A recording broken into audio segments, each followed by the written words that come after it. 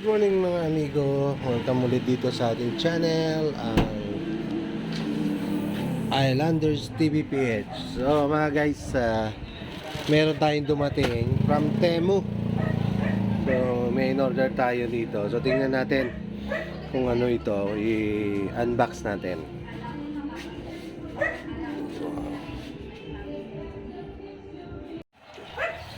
Tingnan natin to mga amigo kung ano ito.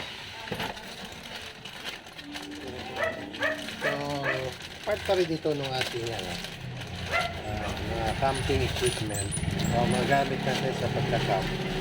So, para bago ko pumunta ulit sa mga campsite, ready. So, kasi itong ay dito sa camper van natin, so tinatanggal ko lang itong last row. So, lalatag lang ako dyan. So, ito yung binili natin. Ano ba ito? Yun, no?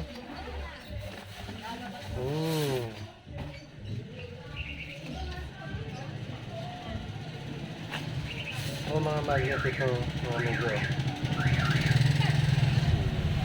So, ito yung net para dito sa ating camper van. Net siya, magnetic net. So tingnan natin kung paano natin ikakabit ito.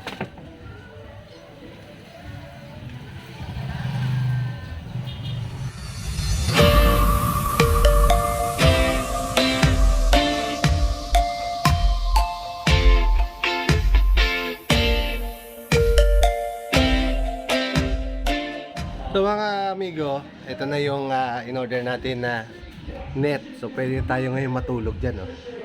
Ayan, oh.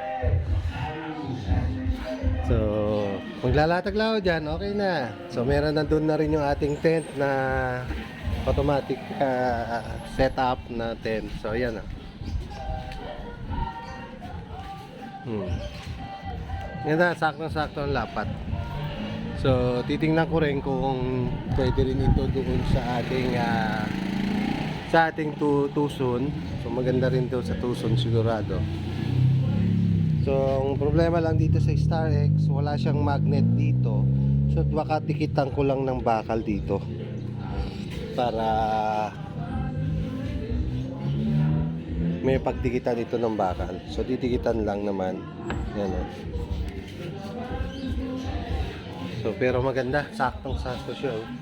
So may magnetic dito sa taas. Yan. Ganyan. So okay na okay siya.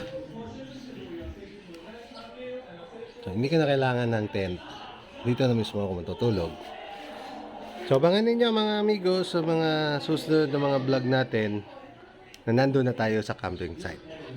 So huwag niyo pong kalimutan mag-subscribe and hit the notification bell, then paki-like and share. So see you on my next video mga amigo.